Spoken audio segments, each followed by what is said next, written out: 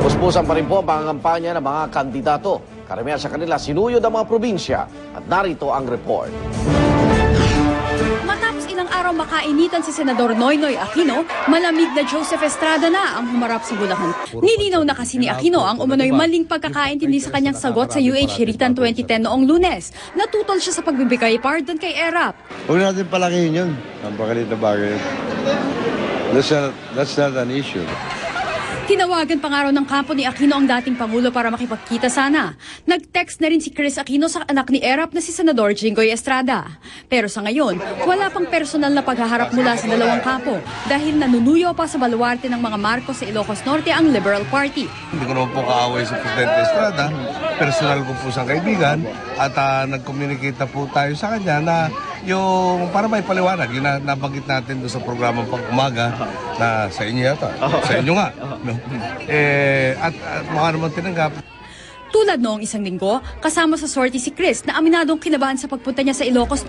Isinama pa ni Chris sa pag-iikot ang mister na si James Yap. On the way here, nakadalawang rosaryo ko dahil sinabi ko, Mom, please give us strength na sana wala akong masabi na ikagalit ng mga Ilocano kay Noy at sa akin. Pareho kami ni Noy na first time namin na umapak dito sa Ilocos Norte. Siyempre, hindi ako nakatulog kagabi dahil kinakabahan talaga ako. Sa subik na minsan niyang pinamunuan, nagbalik si Senador Richard Gordon. Sa talumpati niya sa pagtitipon ng mga certified public accountants doon, zero corruption ang ipinangako niya kung mananalo. Lumalo naman si Senadora Jambi Madrigal sa public inquiry ng Commission on Human Rights sa kasong tinaguriang Morong 43. Suporta naman ng tatlong indigenous group ang nabingwit ni Nicanor Perlas sa Cebu. Nagpa-motorcade pa sila para kay Perlas papuntang pier bago siya mangampanya sa Bohol. Si Gibot Teodoro naman, mga kolehiyo at universidad ang sinuyo sa Butuan, Agusan del Norte. Sabi pa ng pambato ng administrasyon, ilalabas na sa mga susunod na araw ang kanyang bagong campaign ad sa telebisyon. Nakipagpulong naman si Senador Manny Villar kay Pastor Apollo Quiboloy ng Kingdom of Jesus Christ.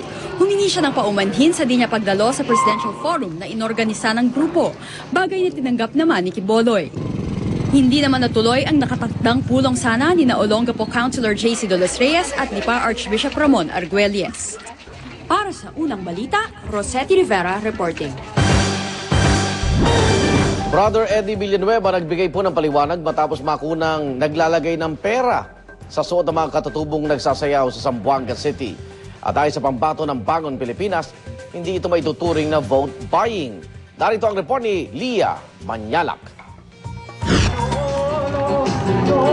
Bahagi ang pagtatanghal na ito ng tradisyonal na tausugdan sa pa-welcome ng daan-daang taga-suporta kay Brother Eddie Villanueva sa Zamboanga. Pero sa gitna ng pagsasayaw, tumayo ang mga kandidato ng Bangon Pilipinas at aktong nakuna ng GMA News na nagsusuksok ng pera sa malong ng mga mananayaw. Maging si Brother Eddie, nagbigay rin ng pera. Sa ikalawang araw ng pag-iikot ni Brother Eddie sa Zamboanga, nilinaw niya ang insidenteng nakuna ng GMA News. Kaugalian ng mga Muslim, yung sumasayaw na ganyan, ay nagbibigay dun sa sumasayaw. Tradition. Tinawag pa ni Brother Eddie ang Muslim na senatorial candidate niya para magpaliwanag. May nakuna na nagbibigay ng pera rin sa sumasayaw. Yung kagabi, sir? Yung kagabi. Oh, that's a traditional way because that's a traditional dance of the tausug and bangingi. So usually when that kind of kind of dancing, we always offer something. That's part of our tradition. Sa ilalim ng Omnibus Election Code, election offense na itinuturing ang vote buying o yung pamimigay, pag-alok o pagpangako ng pera o anumang bagay na may halaga para himukin ng sinuman na bumoto o wag iboto ang isang kandidato. Sabi ng COMELEC, wala naman daw problema kung bahagi raw ng tradisyon ang ginawa ni na Brother Eddie. Yun nga lang, ang mga mananayaw ay pawang mga nasa hustong gulang na para bumoto. Was the act of giving intended to entice that person to vote for him? We have to get to the bottom of it and get more details about the particular instance. Para sa unang balita, Leah Manyalak reporting. Of the Republic of the Philippines.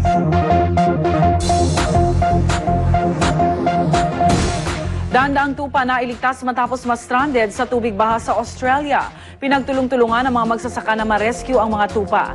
Karamihan sa kanila pansamantala munang iniwan ang mga trabaho para tumulong sa pagsalba sa mga hayop. Ang pagbaha ay dulot ng matinding ulan. May tuturing daw ito na isa sa mga pinakamalaking national emergency sa Australia nitong mga nakaraang taon. Suspect sa pagnanakaw ng kotse sa Australia, arestado. Bago ito nakipaghabulan muna ang suspect sa mga pulis. Nang maabutan ng mga pulis, nang hijack pa siya ng isa pang kotse, pero nabangga siya at ang kanyang kasabwat na babae. Dinala sa ospital ang suspect pero muli siyang tumakas kinabukasan. Pero hindi rin siya nakawala sa mahigit 100 pulis na tumugis sa kanya. Naharap ang suspect sa mahigit 20 kaso.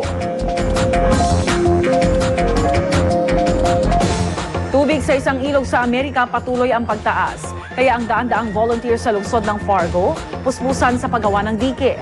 Wala silang tigil sa paglalagay ng sandbags. Kahapon umabot na sa 30 talampakan ang itinaas ng Red River. At inaasahang aabot pa ito sa 38 talampakan sa linggo.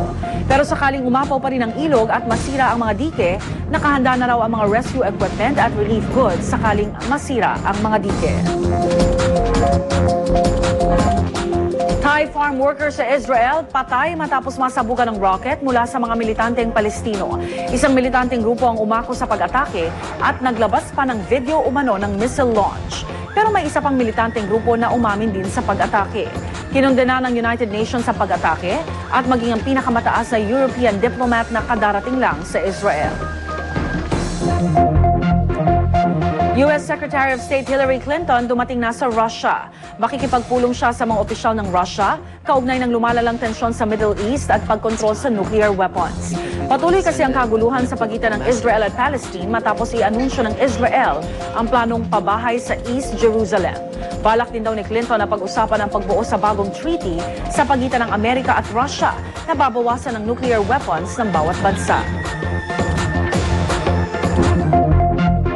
Mahigit 700 antigong artillery shells mula pa noong World War II nahukay mula sa ilalim ng kalsada sa Moscow, Russia. Para sa iba't ibang kalibre ng armas ang mga natagpuang shells. Nahukay ito ng mga nagtatrabahong maintenance workers.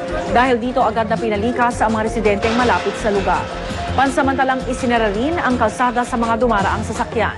Pero paliwanag ng mga otoridad, wala namang dalang panganib ang mga natagpuang shells. Maingat na ikinarga ang mga shells sa mga truck at nakatakdang pasabugin sa isang ligtas na lugar. Mga kaibigan, kaanak at kaeskwela ni US President Barack Obama sa Indonesia, nagtipon-tipon ilang araw bago ang kanyang